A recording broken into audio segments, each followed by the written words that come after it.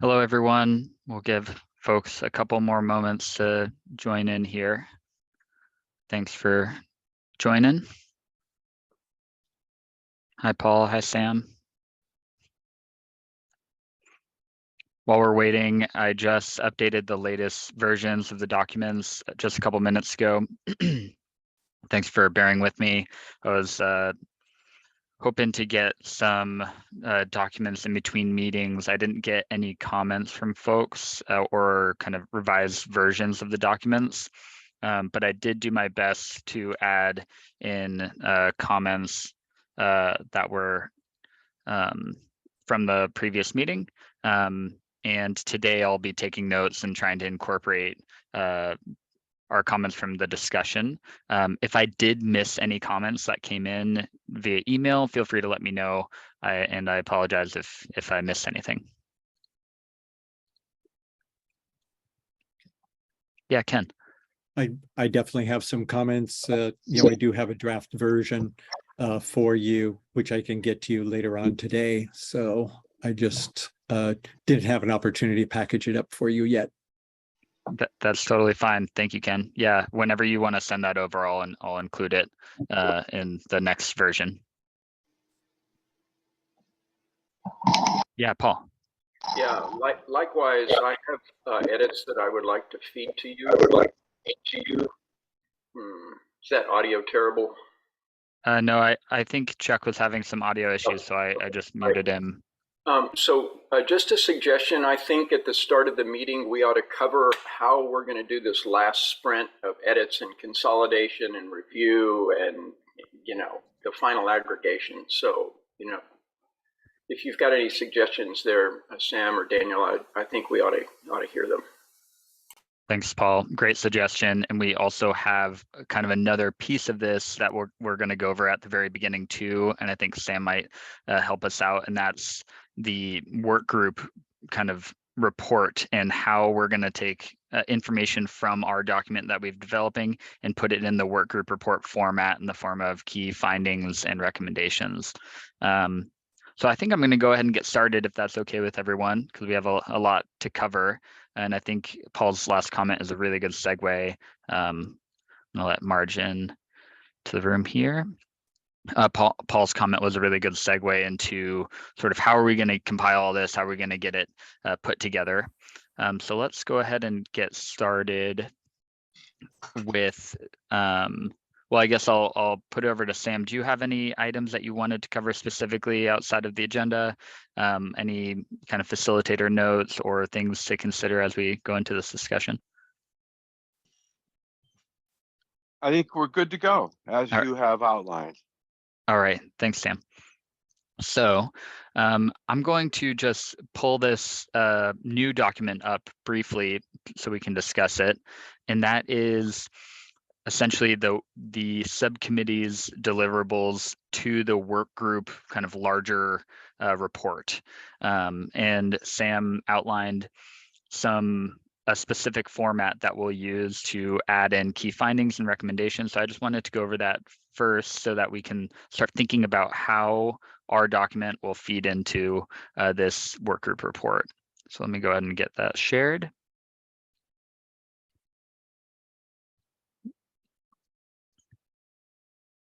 Okay, so you should see a screen with a couple highlights in the middle. Does anybody see that? Nods, thumbs up. Okay, perfect. So I'm gonna get this zoomed in. So this is my first shot at starting to incorporate some of our content that we've created already into this version. But essentially, this is a section of the overall draft 1 of the work group report. And this is this subcommittee's section. So the main areas that we're asked to fill in here is an introduction to our charge and what we've done to accomplish the charge so far. Key findings. So this is where we've spent most of our time. I've been kind of copying and pasting key items from our report, and we'll go through this together and try to get this as neat as possible. And then scrolling down here, key recommendations, which I haven't started to incorporate here, and I think is an area that we've spent less time on, as well as additional information. So the idea, at least in part with the additional information, is we'd be linking to our full report that we've been working on so far in this section here. But the main deliverables that I see is essentially translating our report that we've been working on, our main working document, into key findings and key recommendations. And just, I wanted to bring this up first so we can start wrapping our heads around that and thinking about how to make that conversion. I think largely we've been doing that. We've been following the charge pretty closely. So if we can think about that while we go through it today, that'd be a really good start. And then I'm going to ask for folks in between meetings to keep sending over ideas for what fits into key findings and key recommendations. Sam, is there anything you wanted to add to this? Yes, thank you. And I'm going to apologize because I need to ask a prefatory question. I've given this little presentation about this transition from subcommittee report to full work group report so many times. I don't remember if I've already given it to this group. Can you remind me, Daniel, have I given my whole meal deal on this, or let's ask the group, because I've also done this with SMMP subcommittee. Have you guys heard this before yet, outside of your other subcommittee work? I'm not seeing nods. As I recall, Daniel, last meeting, Sam mentioned that we needed to start formulating the key recs so that those could flow into the work group report, but I don't think there was a detailed explanation of the step-by-step process. Okay. So let me give then like a 1 minute or 2 minute overview here to orient this. So the document that you've been working on so diligently is this, your, for shorthand, capacity subcommittee report.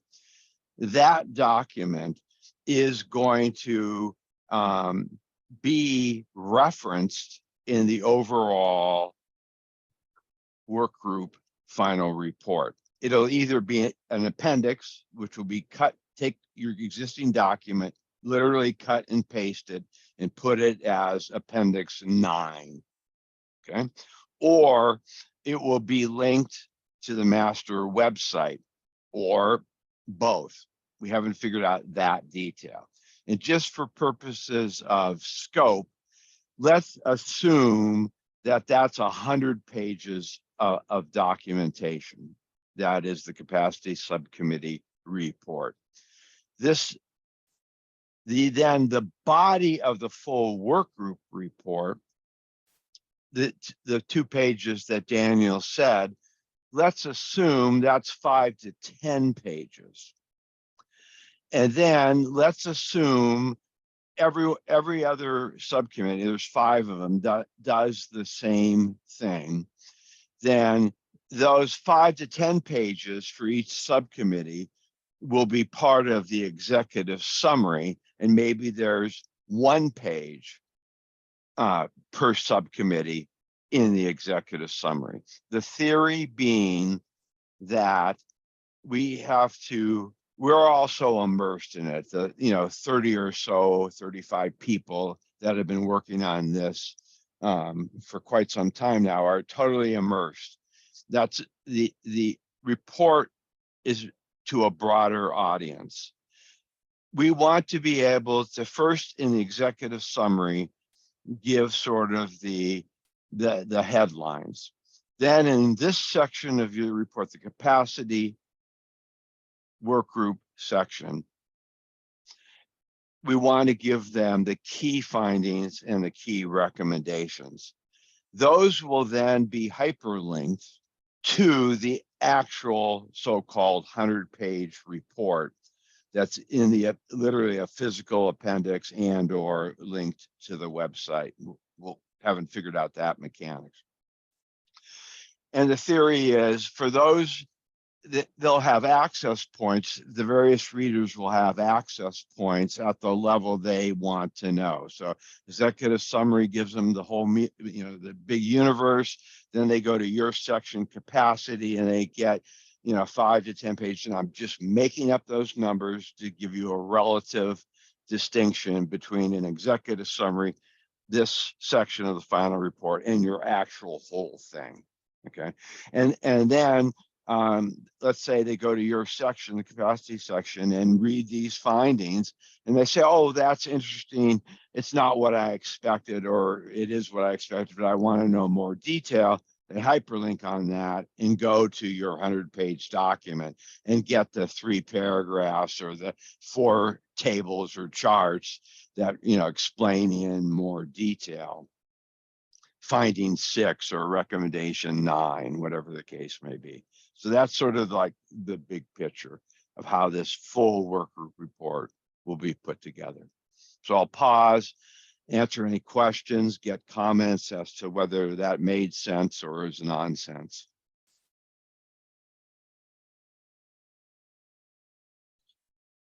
Any thoughts or questions?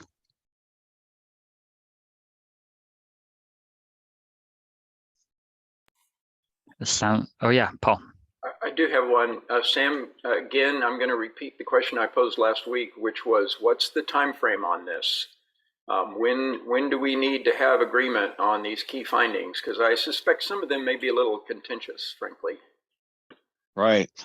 And so, Daniel, I don't know if part of your agenda for today included, taking that calendar that I showed last time, literally a calendar format with all those dates, so that, and if you've had time to do the specific glide path to completion for this subcommittee. I think we reviewed it briefly last time, but I think we have the Gantt chart that Paul has. We also have a calendar format online. I'll pull that up now. I think that is a good time to touch on that again, and just make sure that we have all of that covered. So let me go ahead and share my screen here.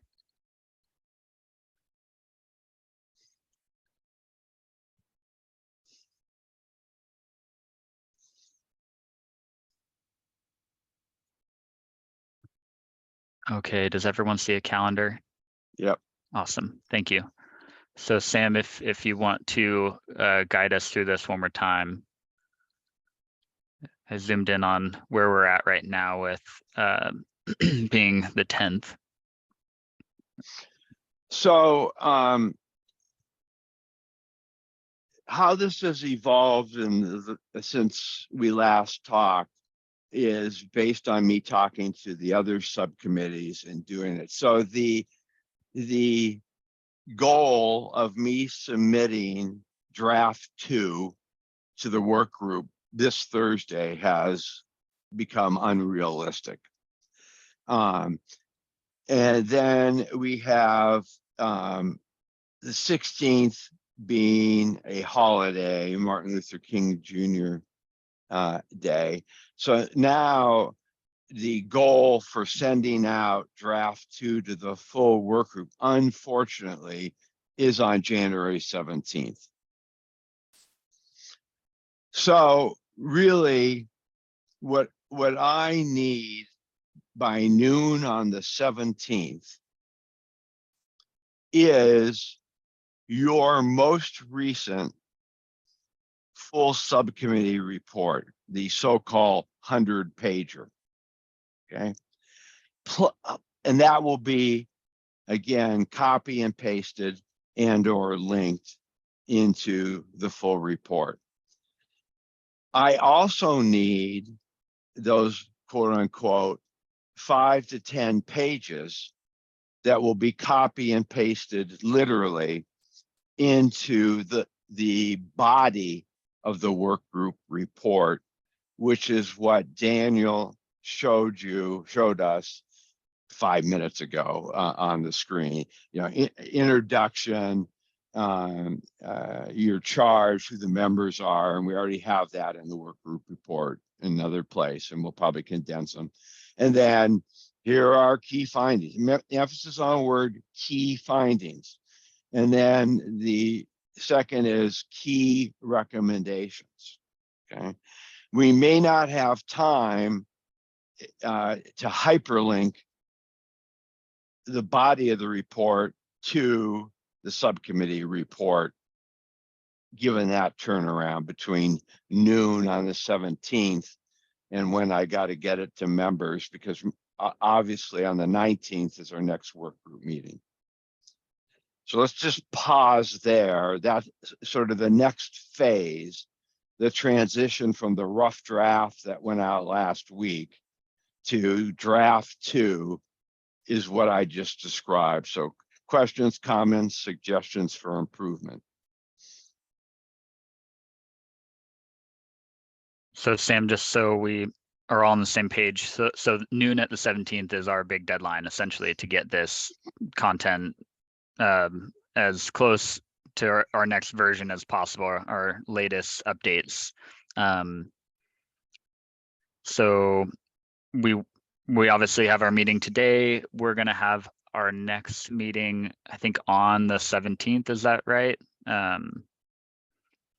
So, and I think that meeting finishes at noon on the 17th. So we should, between meetings, let's try to get as much of this in to me as possible. So that way, that meeting next Tuesday, I can have kind of the new version of these documents all queued up and ready to go. So that way, once we're done with our meeting, I can send it over to Sam.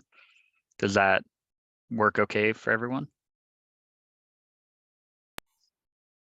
Yeah, we have hands from Mark, then Chuck, then Paul.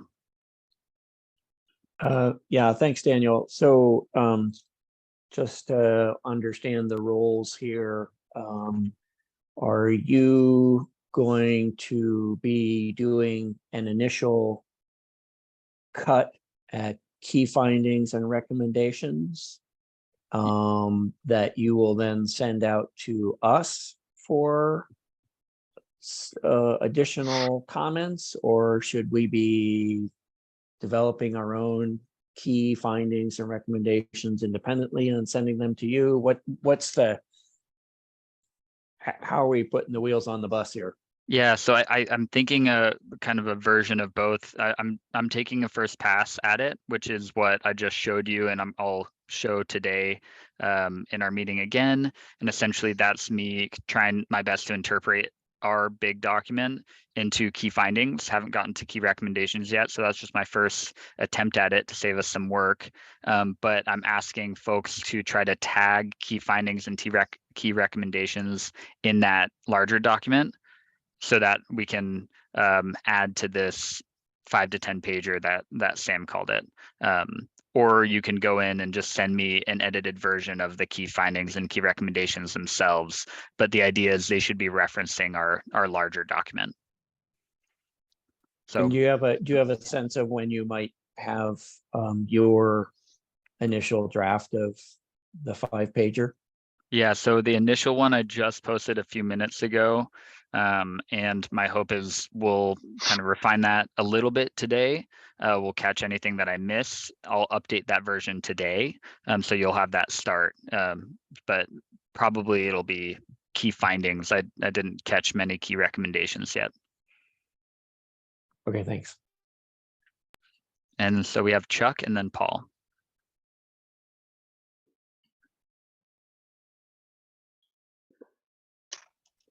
Sorry. I like Mark's analogy with the bus. Hey Chuck. Okay. Hey Chuck. Yes. I'm gonna.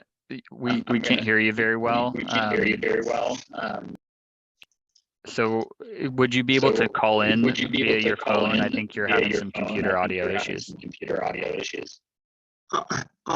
Okay. Okay. It just seems like Chuck is on twice here. There's 2 Chuck Gilberts on my screen, and I wonder if that's causing the reverb. I think we saw one of the Chucks go away. Chuck, do you want to try your audio now?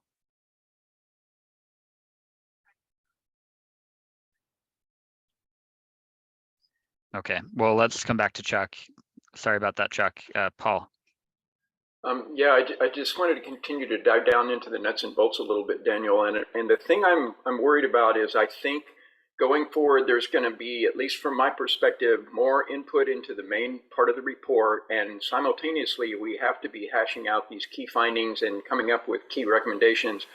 My expectation is that's going to take a lot of concurrent work between the different parties. And I'm specifically thinking of Republic and the community members and governmental members really as kind of representative groups here. And of course, all the individuals get to weigh in uniquely themselves. How do we sort this out in a rapid fire manner? Because if the idea is everybody's going to put stuff into you and then we get a version of that, say on the 13th or 14th, there's not a lot of time for iteration on things. And if, for example, Republic disagrees with something that I'm saying or vice versa, before it's taken a while for us to hash those out, but we have done it. And I'm a little worried at the end we're getting jammed up here. Yeah, So- thanks, Paul. Do you want to take it, Sam? So the reality is that I agree with everything Paul just said. And I think that the introductory section of the capacities subcommittee's final report, in that introduction, it's going to have to say, given this timeline that gets us through the meeting 7 on January 19th, it's going to have to say the following is a complete list of suggested findings and recommendations put forth by individual members of the capacity subcommittee. They have not been vetted by the entire group for purposes of determining which ones there is a consensus and which ones for which there is a majority and minority opinion. We, the subcommittee, are going to be refining those as we've done in the past in the 2 weeks that follow. And so if you see where it talks about, to see January 25th and it goes through February 5th. And Daniel, could you scroll down so we can see that whole SWAC, DSAC, Planning Commission feedback cycle? So there is a period of time basically between January 25th and February 10th, where you all are going to have the opportunity to refine those. You might add findings, you may reduce findings, you may decide some are consensus, some are not. But we have to get out, here's the current state of the document as of the, that magic date, and recognize that we're not representing there is a consensus on all these things. And then simultaneously, we're going to get feedback from SWAC/DSAC, PC, what have you. That all comes together, and then you'll be refining to refine and create D3, draft 3 rather. Thanks, Sam. So just for my understanding, that essentially I'm going to be taking pieces and recommendations and findings from various individuals. I'll put them on, pen to paper for each of these to capture them. And then, so even if they're contradictory, we'll have those on the document for now. And then as we have time to come back and sort of have that discussion and see if we can get to consensus or sort of catalog majority minority opinion pieces here, we'll include that level of detail. But for now, just kind of putting the recommendations and findings that we have from each individual. Is that? Yep. Okay. Does that work for everyone?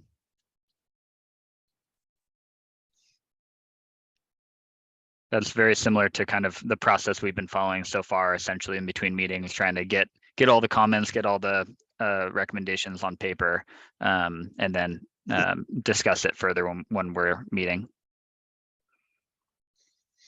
Yeah, Paul.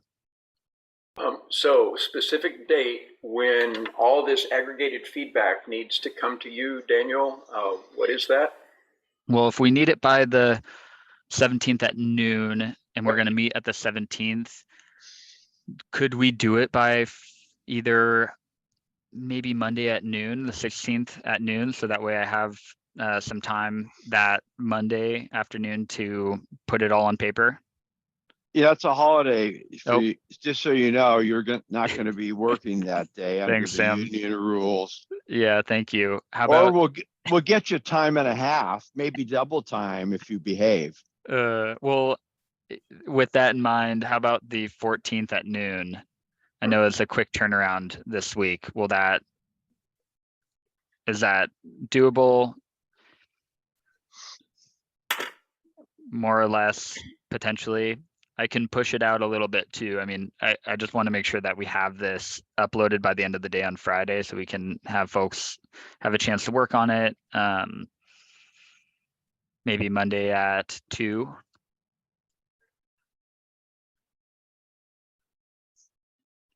Well, I'll call it Monday at 2. I think that'll give me enough time to put this on paper. All right, Mark. Yeah, thanks, Daniel. Just wanted to follow up on Sam's comment there, and I think we had this discussion yesterday in the land use subcommittee. My understanding of this this initial list that's going to go to the work group. Sam, you used the word final list, and I don't think you intended that, because previously we talked about it as being an initial draft list. Because my guess is that there will be things that haven't yet made it on the list, and we might be doing wordsmithing as to certain things. So I think it would be great if it could be characterized as it is. We're very compressed with our time trying to pull all this stuff together. So this is an initial blast that is subject to tons of refinement. That's the way I see it, but I just want to make sure that I understood what you were saying earlier correctly. I sit corrected. Your version is 100% what I intended. Great, thank you. Thanks, Mark. That was my understanding as well. So let's come back to Chuck, see how your audio is working. Is it working okay now? Great. Yeah, perfect. Okay, then my camera's out, but that's okay. You don't need to see my face. Okay, I had a lapse, but let's see if I can recap this real quick. I read through Sam's colossal report, and it says fundamentally the meat's in the middle. Okay. Will all the subcommittees reports be in the middle of the colossal report, or will they be attached behind curtain 3 and you go to that? I was just looking at content here, because you've got legal and you got capacity and you've got all these other sub bodies. I wasn't just sure in the colossal, I'll call it colossal document that you put out, where the executive will be above and then it shows all the members and all the transitions, but I just didn't know where the subcommittees reports would be, or part of it, and where the other parts would be in the scope of things. If you could comment, please. Thank you. So the literal capacity subcommittee report, as you have written it, will be copy and pasted and be either A, attachment X, whatever, or appendix X, whatever letter or number that turns out to be, or linked to the website, or both. And I just have to see, I mean, people are in the, in the 25, well, people are in the 35 page, these are very rough numbers, to 100, was it, Mark, 214 page for the CUP framework.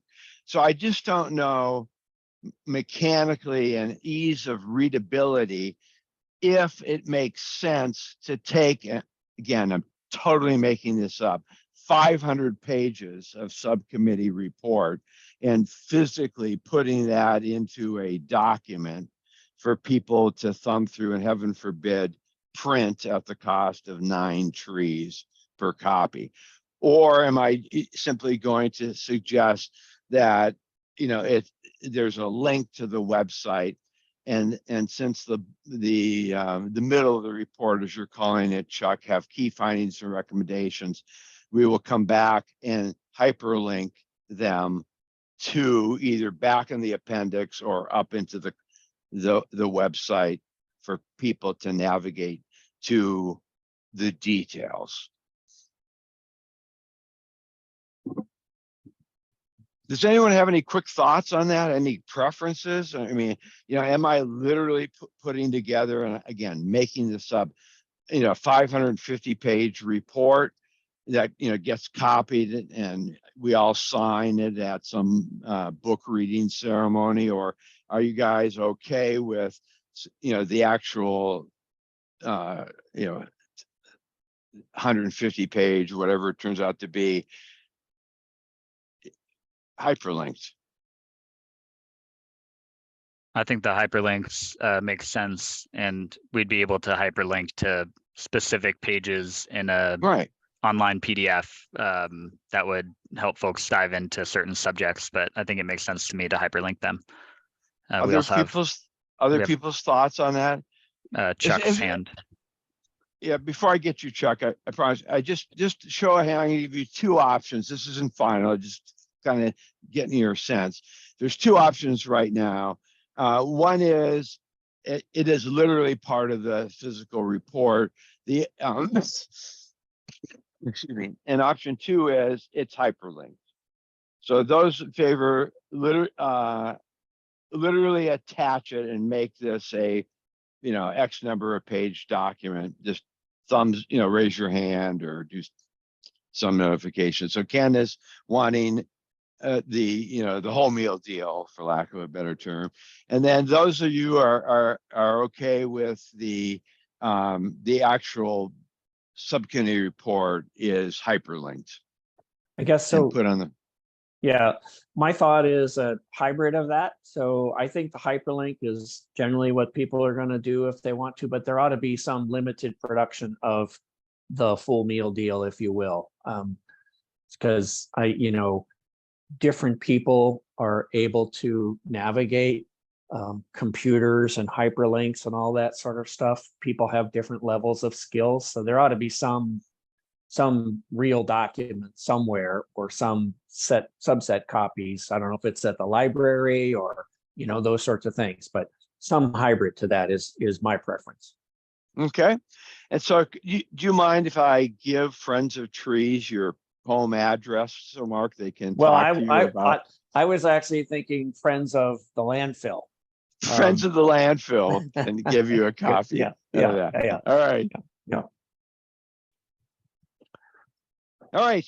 Well, let's see how let me get a sense once I'll know better on Tuesday when I get this in, and there might be a limit of what we can put out. And then Chuck's up next, I think.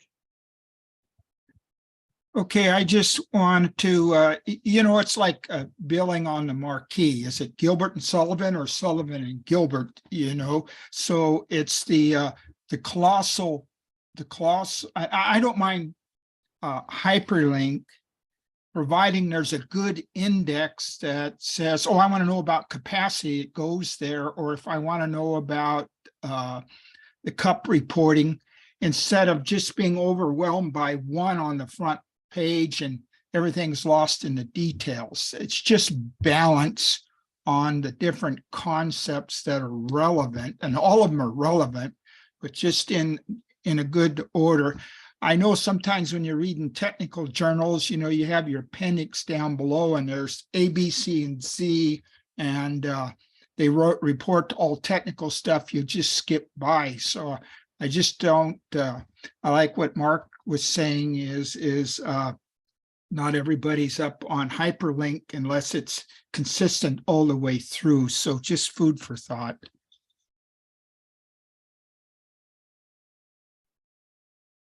All right. Any other thoughts as we dive into this?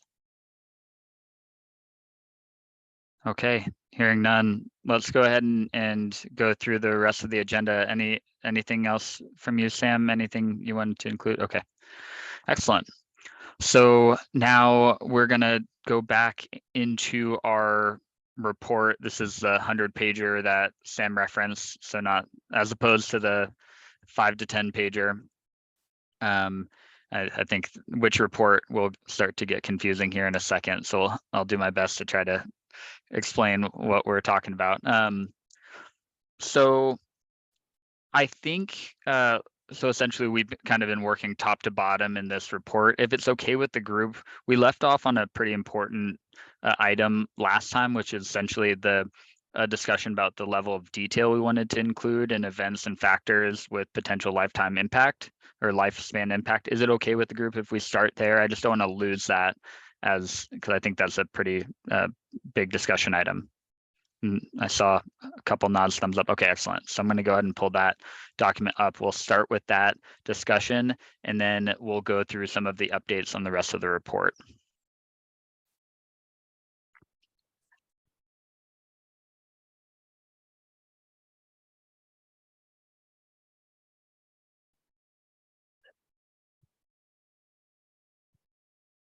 Okay, so does everyone see a screen here with section 0 background? Okay, excellent. Thumbs up. I'm going to go ahead and scroll down towards the end where we discuss events and factors with potential lifetime impact. So a brief recap of where we left off. Essentially, we had a list of factors that have lifespan impacts up top. Ken Eklund added kind of 2 key pieces. One is a description of various scenarios, some of them built on the baseline scenario that was submitted by Republic. And then if we scroll down, we also have human factors. I'm sorry about the scrolling. And then we also have this list of human factors here affecting the landfill capacity longevity.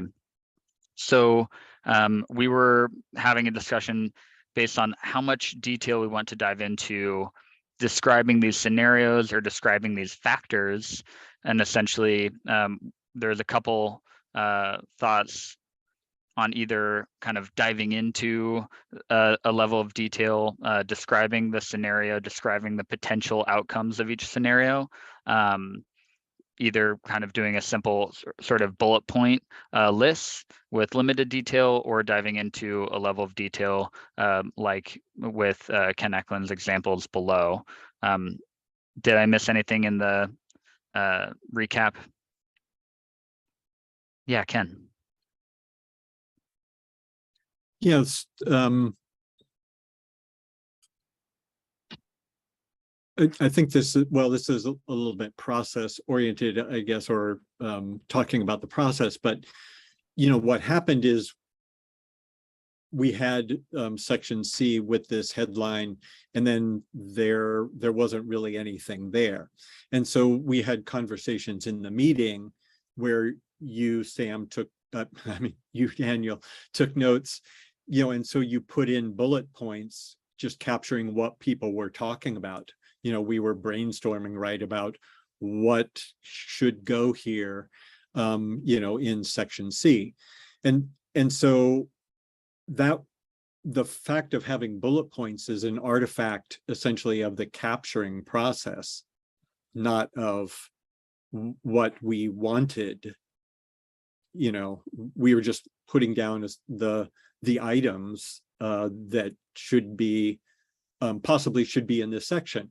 And so, to contrast this with what I supplied, what I was supplying is I was supplying a fully fleshed out version of what used to be a bullet point.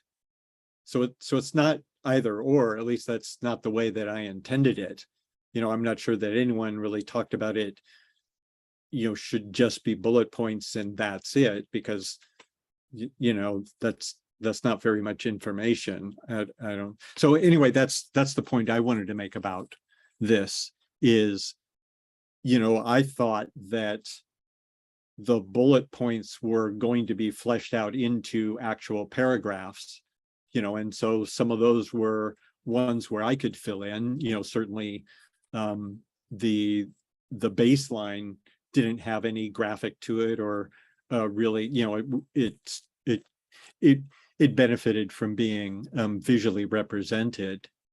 And looking at it now, I think that there are some which are important and, you know, worthy of being graphically depicted, and others, you know, I mean, when I look at a fuel tankers that spill, I mean, that is indeed an impact, but it's not on the same level, you know, as just modeling what a recession would look like, you know, or continuation of pandemic, for example. I mean, those things are much bigger in scale than, you know, even a number of fuel tanker spills. So I expected some sort of, you know, winnowing process to happen, and maybe that's going to turn out where we have, I don't know, 10 or 12 things which are indeed fleshed out, you know, because they're major items. And then we have another list of, you know, a dozen things which are other factors, which really can be, you know, a short paragraph or something like that. Anyway, that's kind of how I've been seeing this all along. And that's how I would characterize it. Thanks, Ken. Yeah, that's really helpful. And I think one of the key pieces here that we left out or kind of left off on our last discussion is really what folks think is an appropriate level of detail to dive into. Like when Ken, you mentioned fleshing it out, I think that's really the question, is what does that look like?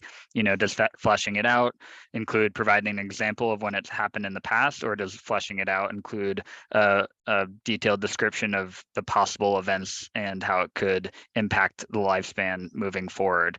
So I think that level of comfort that the group feels in those kind of versions of fleshing it out, I think that's what really one of the key pieces we landed off last time. Ian. So I guess I would add, I mean, I think the bullet points, maybe with a little more detail, seem reasonable, but really a lot of these scenarios, we probably would be better off recommending that the consultant who does that materials management plan fleshes some of these out. I mean, that's kind of their expertise. They have the time and the bandwidth. I don't know that we're going to be able to get through all of these in huge amount of detail in the limited window we have left. I mean, Thank you, Ian. For what it's worth, I think that's a really fair point, and something I largely agree with, is providing some level of detail here and then really letting experts developing the SMMP plan further dive into this and see how far they can get in a projection capacity that's kind of rooted in fact. Ken.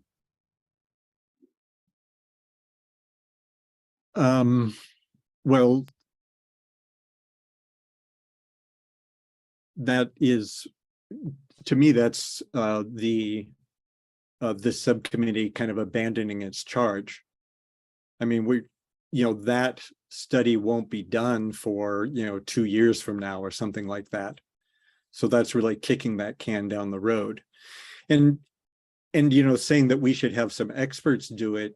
I mean, this is a citizen, you know, a community-led work group, you know, and so it is indeed collecting citizen and community input at that level. You know, it seems like that is calling, essentially saying, oh, well, citizens can't actually have ideas or can't actually imagine some of these scenarios.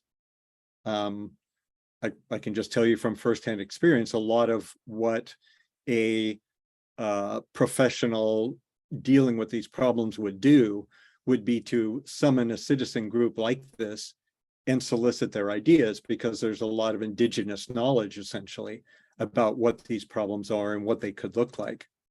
So I'm very much opposed to the idea that, that essentially we kick the can down the road for 2 years. We need to do what we can to bring these scenarios forward. And also I'm just kind of noting that,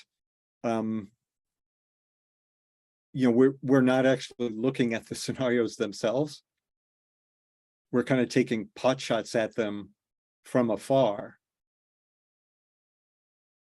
And so that's something which is that's very much different from what we have typically done, in this subcommittee, is we actually go and look at the thing itself.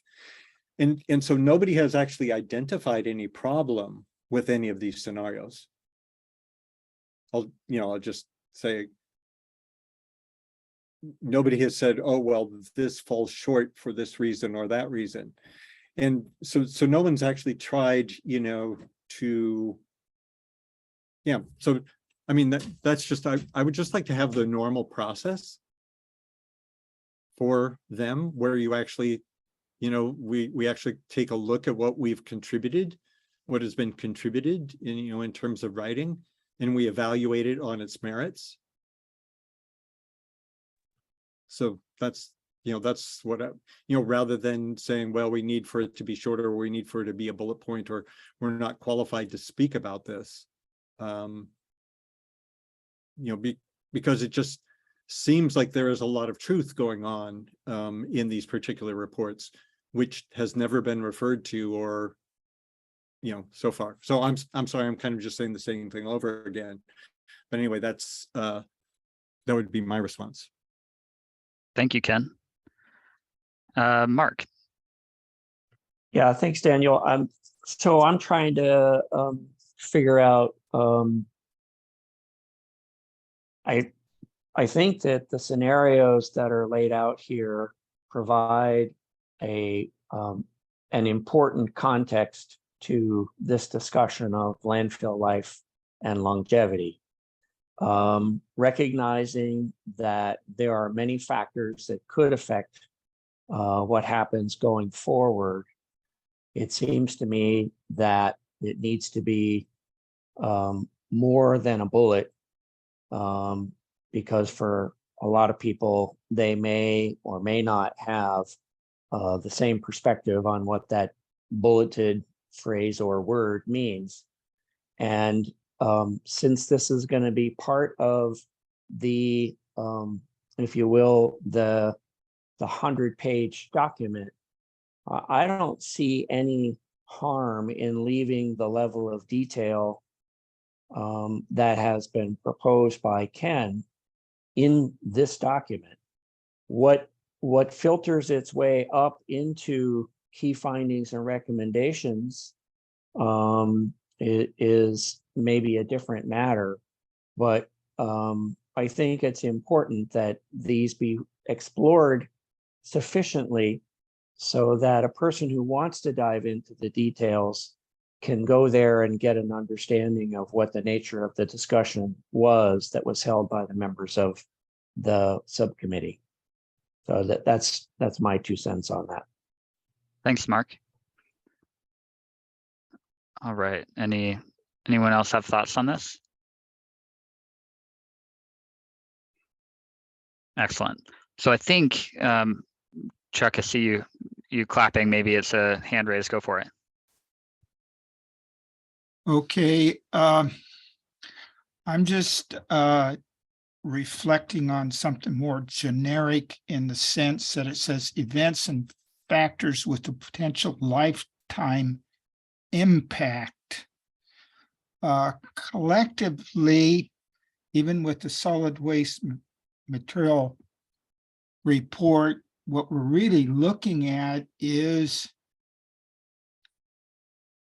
more sustainability of our whole solid waste material program, that they kind of come together. So I guess what I'm saying is where we could elaborate, let's say, on other alternatives of landfills or something like that, just a few bullet items so that the folks over there on solid waste material management might review this, might need that information too, but it's relevant to us as well.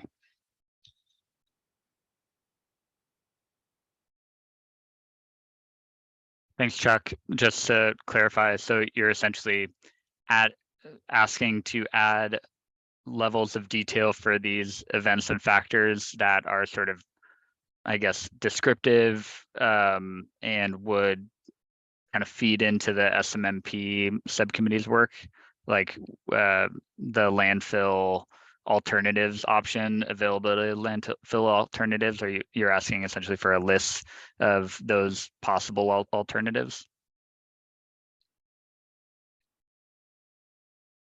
Yes, it goes into longevity or capacity too, but it's also kind of relevant. So there's balance with all the committees to say, hey, we have some knowledge on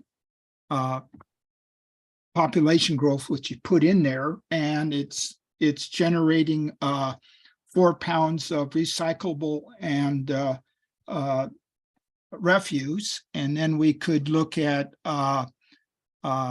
availability of landfill alternatives, where you look at shipping at another landfill or using some type of energy conversion. Just a few footnotes in there that would also maybe trigger with the other committees too in their reports to expand on also. So there's some continuity between them all. Thanks, Chuck. So as we're kind of getting a feel for how to approach this section, we essentially we're still trying to figure out, what level of detail to go into. I'm hearing a couple things just from a summary of the discussion here so far. Definitely hearing a call that we had previously, just carrying forward for kind of examples that impacts or events or factors could have for each of these. We're hearing, like Chuck's comment just now, a sort of brief description of what these items mean. And that's back to Mark's point as well, something to help these items not be interpreted in different ways. And then we also have kind of the overall concept of which type of impact are these items likely to have. This is my main concern with adding a level of detail that I don't think is really appropriate for this group to take on. And that's essentially how each of these will actually impact the landfill lifespan, because there's obviously a lot of potential ways to interpret all of these things. So back to Ken's main point, we kind of have a couple options here. One is going through each of Ken's sections below and essentially just going through and evaluating it and seeing what's missing, what should be added, and then doing that for the rest of these options, because I copied and pasted Ken's kind of main subject areas into this topic list. And so we would essentially want to add that for each of these options to the best of our ability. But I'm just kind of trying to summarize and find a path forward for this section here. What do we feel like taking on? I think Mark and Ken both want to dive into Ken's content and essentially evaluate what's good, what should be added, what should be removed from that. Any other thoughts? See a thumbs up on that from Chuck. Yeah, Sam. So let me try to wrap my brain about this. I talked a little bit about it last time, and I've been thinking about it over the course of the last week. And this is for, under the category of for what it's worth. A quick story for context. I fully support and believe in folks that are looking at future scenarios, bringing together the community and asking them what are the factors that could potentially impact the landfill site. And that is this list. And again, let's just assume it's going to be finesse, but those are the list of the key factors there. That's where community involvement and insight comes into play. Then the next issue, I think, is beyond the scope of most community members, is to say for each of those, and I'm making this up, 15 or 20 scenario or 20 factors that are listed on at least this part of the screen that I can see right now. What is the likelihood of each of those happening over the course of 5 years, 10 years, 15 years, and 20 years? And I would ask the citizens to, say, what temporal scenarios do you want to play out? And then I would say, all right, for each of these three things, if it does, let's assume it happens, what's the impact on life of landfill, up, down, or neutral? And that's going to be based upon a whole bunch of assumptions. Just take climate change. That in and of itself is going to be a robust conversation that's going to come up with a range of climate change scenarios that are going to impact what gets put into a landfill or diverted from a landfill, what have you. And then you got to run, in essence, and get input from the citizens on that. What are some of the assumptions? And then you run a Monte Carlo scenario and you get a, 10%, 50%, 90% range of impacts. I did this with 30 people 12 years ago, and the assignment was to predict how many takeoffs and landings will there be at Portland International Airport in the year 2035? And how many passengers will there be, average annual passengers will there be in the 2035 and in the years leading up to that? It can be done very successfully. It also took 1.5 years and 2 PhDs and a bunch of economists and what have you to do. My concern here is if you could flip down to the first chart where there is a projection that comes to a conclusion. And so let's, I got to make my screen bigger here. Stop there for a second so I can read them for a second to find the best one. So these scenarios to me are really saying if we assume 6,000 cubic yards versus 4,000 cubic yards, that's a math problem. You took your baseline and you just made the assumptions based on cubic yards. The part that concerns me about here, that I'm concerned about it being misleading, is we don't know which of those list of factors and in combination thereof produce, for all we know, it's 2 million cubic yards, 8 million cubic yards. We don't know. So there is no ground truthing in the assumption that we should extrapolate this out by either 2 or 4 or 6. And that is where this breaks down, in my view, and requires people to take the citizen suggested factors and range of assumptions and ground truth them with some external source to show that, well, when we run this scenario here, expansion, we should use 4 or 6. We don't know. We're just saying, let's assume we use 4 and 6. Here's what that would look like. But we don't know that 4 and 6 is the right number. So that's where I think that the SMMP folks really have to work with us and provide the underlying data to the series listing of factors and the underlying assumptions to figure out, do we extrapolate something out by X, be it 2, 4, 6, 8, 12. So let me pause there. That's where I think this fails. And it would be my suggestion that you set it up and say, let's get the data to do this and not just hypothetically pick something that we don't know where that falls based on the combination of factors, the likelihood of them happening when, and the range of impacts. We just don't know that information. We know conceptually what we want to know. We don't have the next step of actually getting the underlying data. So I'll pause there. Hear comments, rebuttal, short stories, Thanks, Sam. suggestions for going forward.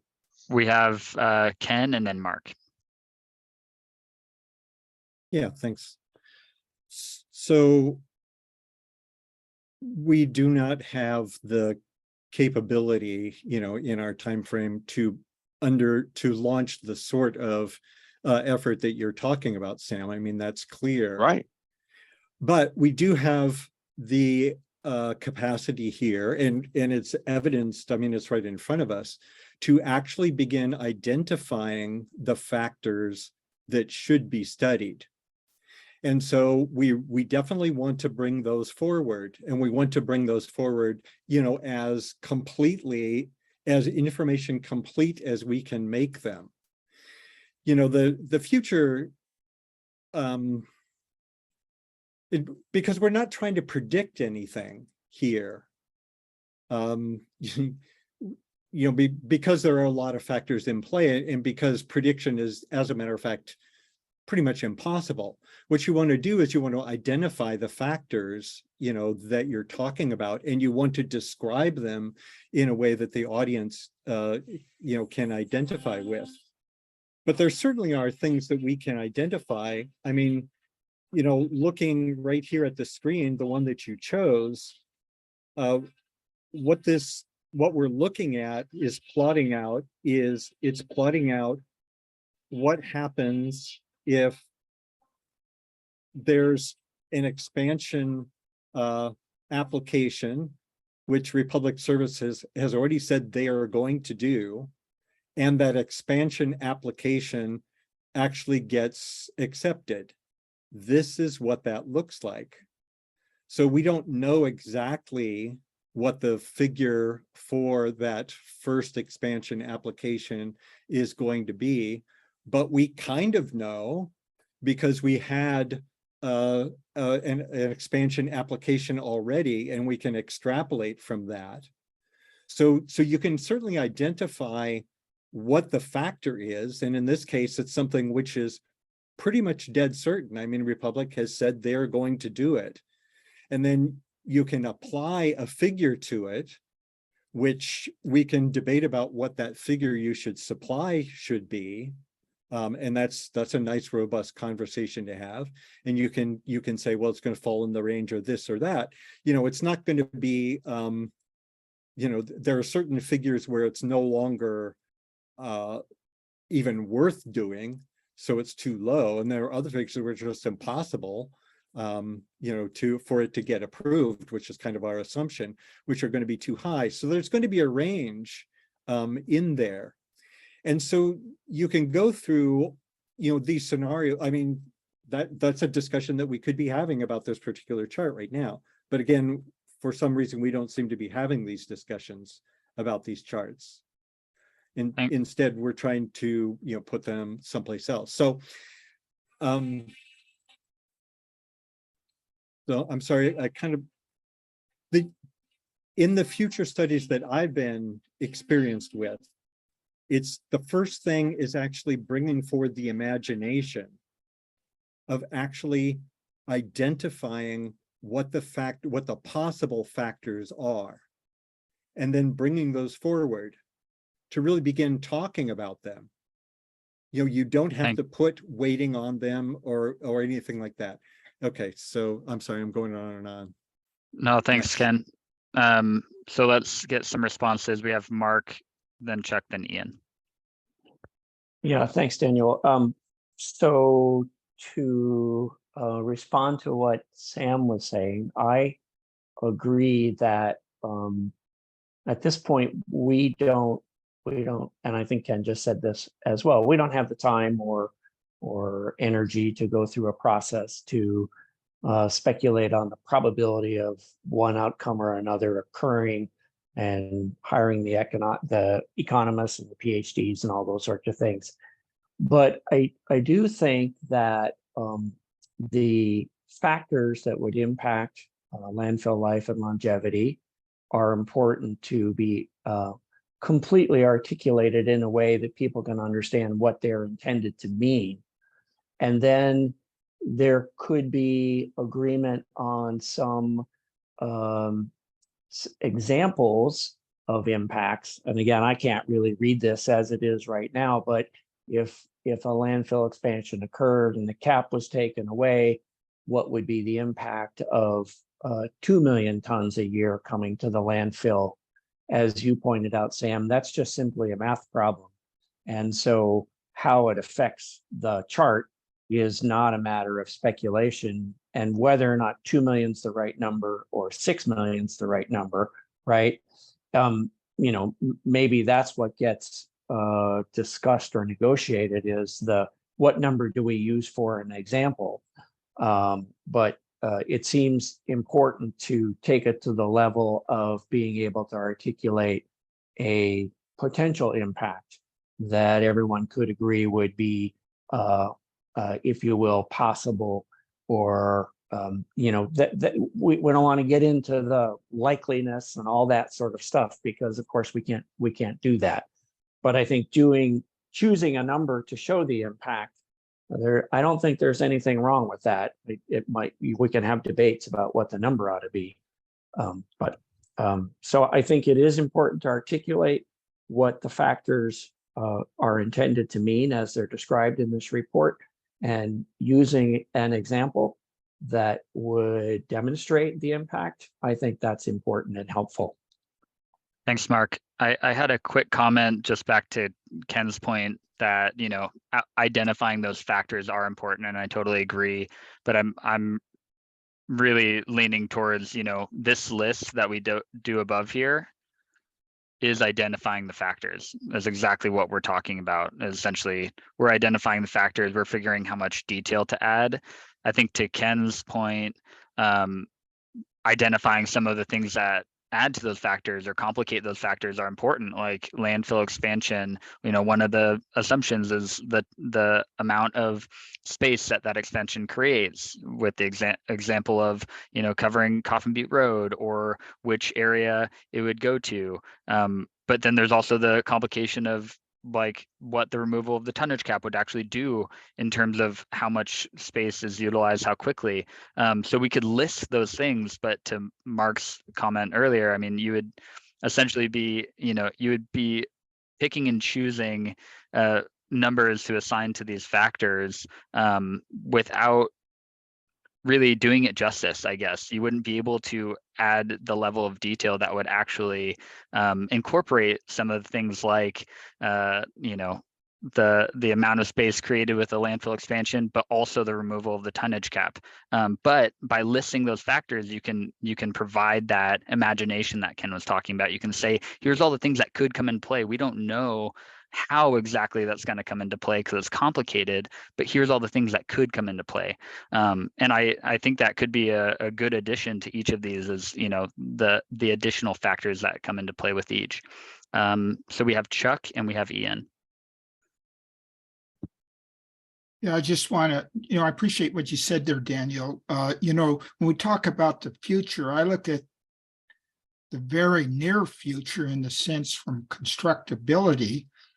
Ian already stated, for the next couple of years, his expansion will be 1 million to 1.2 million there. So there's relevance in that to state, well, with that capacity, you're going to be up to capacity in cell 6 in this amount of time in the very near future. When I say the very near future, I'm saying somewhere between 1 to 12 years, because of construction of other cells. If you go across the road, you're in similar topography where you have ballast over there. It takes a long time to quarry it out relative to what's, so you've got a linear regression there with the time of the cell occupation and time to construction.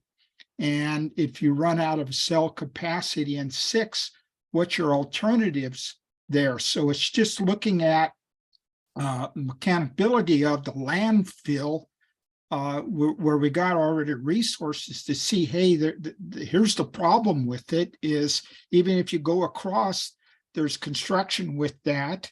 And those constructions, until you get into them, you just don't know how long it is. And now we're on a finite thing where we should be looking at all of alternatives. That's just what I'm trying to say by kind of sparking those ideas in that list. Some of them are going to fall out, where some of them are going to be more relevant by what points we put there, but it's just to spark the imagination, not really the imagination, but the realism of what's going on out there.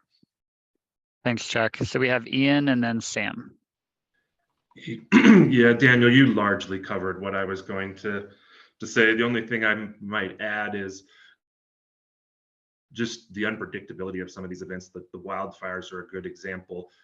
The coincidence that there was a fire in an area with buildings that burned that had to be disposed of. I mean, those kind of things just don't happen very often. So that's all I was going to add. Thanks, Ian. And Sam.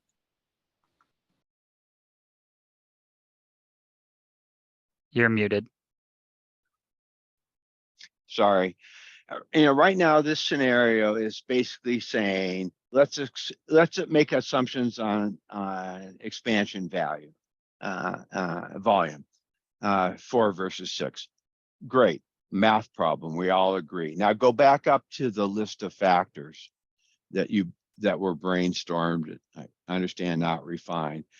So basically then, what the problem that I have with this is, for each of these factors, you could make an assumption that's just basically saying, well, let's assume this, and it becomes a math problem.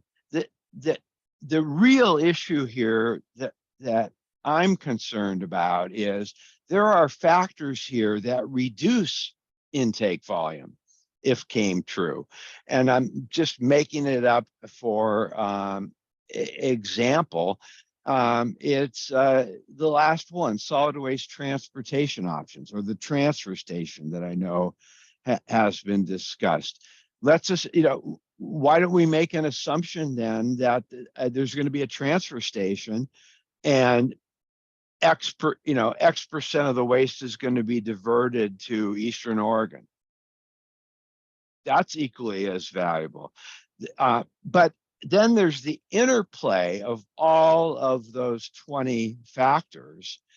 And I just do not think you all are going to be able to agree in the time we have allocated for the task to do anything other than to say, these are the list of factors, and we can make assumptions and pick a number for each of those things, but we don't know how valid those assumptions are, and so that is my biggest concern. Legal action. I mean, let's assume there's a legal action that for whatever reason shuts down Coffin Butte. Well, let's factor that out.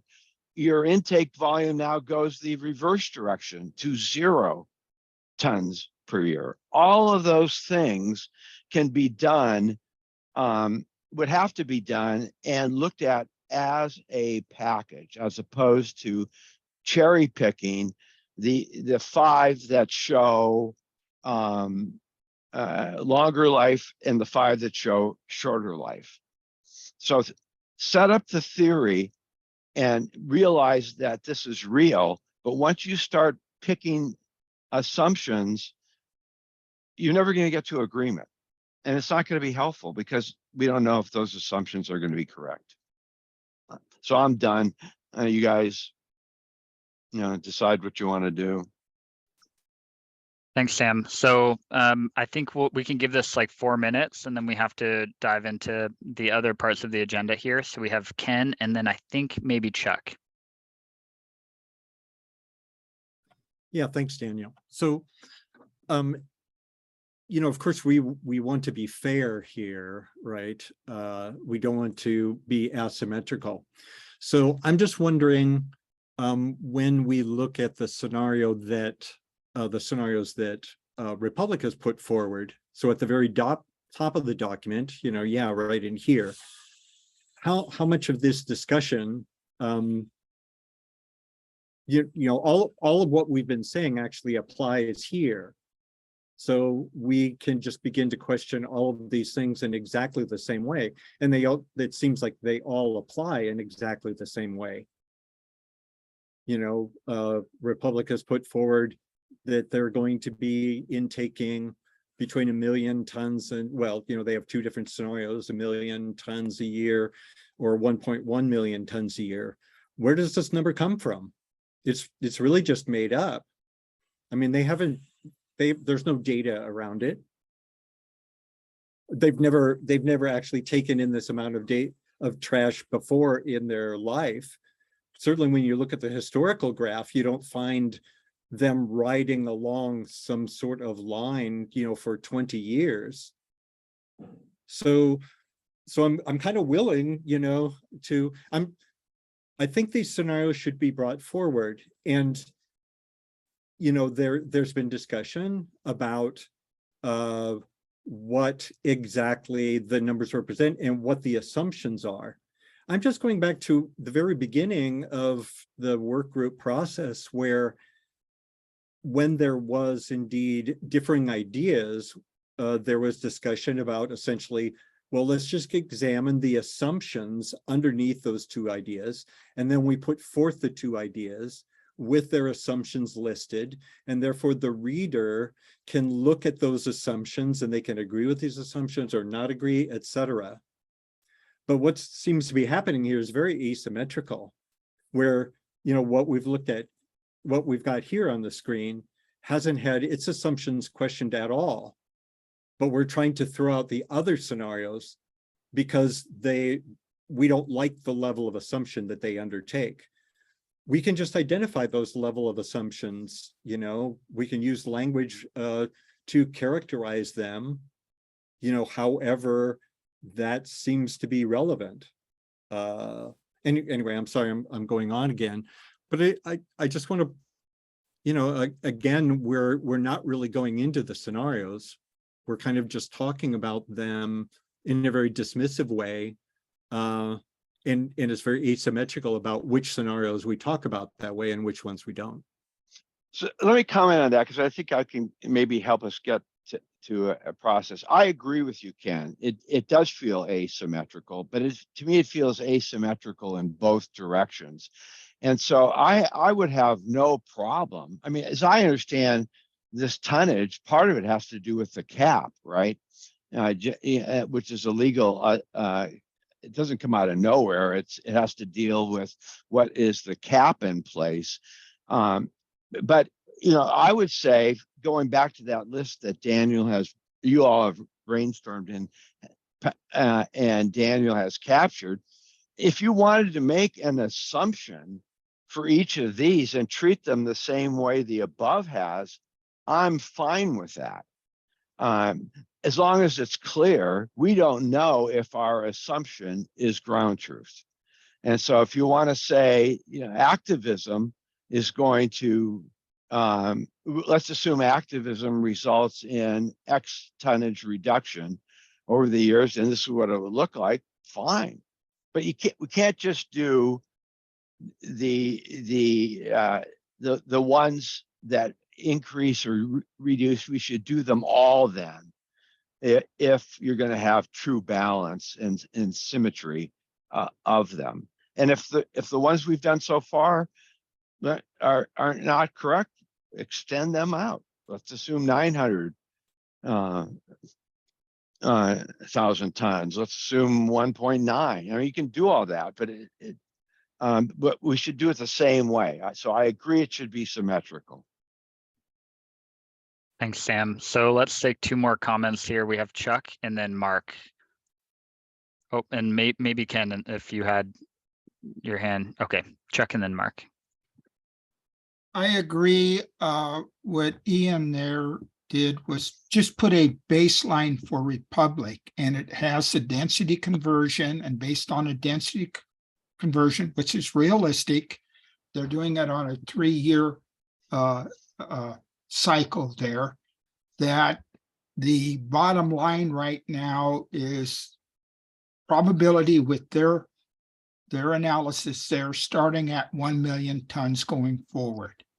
Based on that, you can show a projection then, or showing that we have 1 million tons coming in. That equates to the longevity of the landfill that is on the north side being filled up in 14 plus years. So that's pretty well relevant from the standpoint of that's your operator speaking, and there's credence to it.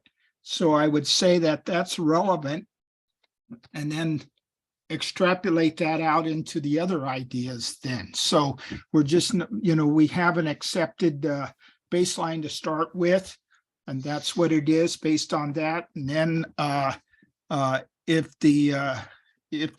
just like legal action, yes, there is a legal action. They have to go through a conditional use permit. Don't go out on tangent, but just say it has to go through a conditional use permit to expand. And activism, just basically what activism will reduce recycling or increase recycling. But DEQ says that you cannot recycle out of everything. You're still going to have refuse. So just put some credence, but good facts to each one of them.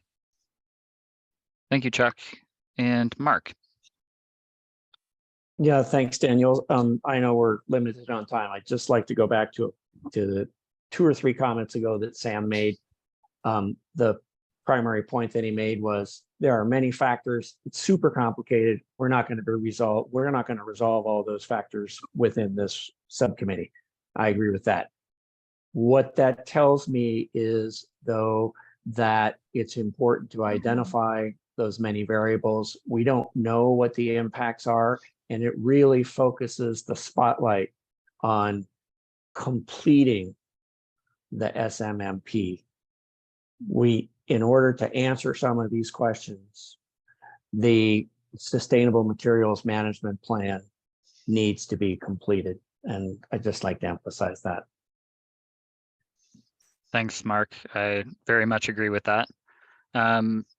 Okay, so we don't have a lot of time left, but I think because we've spent so much time on this, I think we should try to wrap this up, try to find a path forward in terms of like homework and deliverables for between meetings, and the ask of getting some of this feedback back to me by Friday at 2 p.m. So I'm open to any number of suggestions here. I largely think that reviewing the content below this list for their own merits, to Ken's point, I think that could be really helpful. So if there is like pieces that lead into these assumptions that either you agree with or disagree with, and why, I think that could be a really helpful comment to frame up. And also in terms of the imagination piece, adding to those assumptions, trying to get to a point where there's various factors that play into each of these. That way we can list those out or include them in a narrative, whatever the group decides the approach should be for each of these. I think that could be a good starting point, as well as maybe even going through this list and trying to come up with other events and factors that could even play into these. Could be some good helpful additions. Today we heard folks ask for kind of a description piece for each. So where we don't already have descriptions, or we have descriptions that could be improved in any way, try to capture that. And then we're still at a lack of examples, and I think we all agreed that some level of examples could be helpful for each of these. So those are kind of three key items that I can imagine us all trying to work on between meetings. Are there any thoughts on what else we can do to kind of move this across the finish line? Yeah, Ken. Yeah, there was some discussion, about, I think there's some idea about that we need to treat them all equally, that there's some sort of consistency among them. And I think that we can just frame this section with language that, defeats that assumption on the part of the reader. We really can talk about how there are many scenarios, and we've kind of done this, but to just kind of move that up front so that we're not, the thing that I don't want to have happen, right, is for us to throw out good information because there's other information that we don't have. There is information that we don't have. So anyway, I think a framing, something that would be useful would be to frame this where we're just saying, here are some of the ideas, we've developed some of them, others may not be developed. That does not mean they're not worthy of being developed. We had limitations, et cetera, et cetera. I think that sort of, we just want to set the expectations for the reader appropriately, where they're not reading too much into this that it doesn't warrant, but they're also not, we're not throwing out valuable information because of some expectation that we essentially have created for ourselves. Thanks, Ken. Anything else here? Yeah, so I would just let, this is Mark, I would just like to clarify. So you would like us, Daniel, to take a look, focus on this section, besides our other work, focus on this section and give you some feedback as to whether or not we think that's okay, whether or not it needs to be edited or modified a little bit, or I'm just trying to understand what you're hoping that we would do to help move this forward. Yeah, I guess what my ask is that each of you kind of take a look and try to get each of these items, whether it's in, kind of diving into the narrative or even using this bullet point list as kind of a guide rail, I guess, but get them each to the level of detail that you feel comfortable with, I guess is what I'm asking. And that's in section 3 and section 4, right? Because you pulled up. So that's this here, but then also the sections below. And I think we have about 20 or so pages of content here. Okay, great. That's helpful. Thank you. Okay. The other piece of homework we talked about earlier is essentially going through this. I did make some changes since last time, not many, but updated the document. So please just go through, even doing a quick skim and seeing if there's anything missing or anything you'd like to add or change. And then trying to highlight key findings and key recommendations. I think we might be coming to a potential recommendation piece around this discussion that we had today around essentially how to treat these scenarios and potential options moving forward and how it relates to the SMMP. It seems like we're coming to that sort of recommendation type of point here. But other than that, I couldn't really find a lot of recommendation pieces to include in our deliverable to the work group in that 5 to 10 pager that Sam mentioned. So anything we can add to that would be really helpful. That's posted to the webpage. So I'll take if you put a comment in the kind of big document saying, hey, this looks like a key finding to me, or this looks like a recommendation, that's great. Or if you want to edit the smaller document and just add to it, that's great too. However you want to approach it. But I'm just trying to make sure that we are capturing what we've talked about and making sure that we're representing what the subcommittee members feel should be represented in the key findings and key recommendations. So I know that's a tremendous amount of work, and I know most of you are doing other work outside of your volunteer roles and inside of your volunteer roles. So thank you so much for diving into this. I thought it was a great discussion today. Anything else before we close out? Any questions?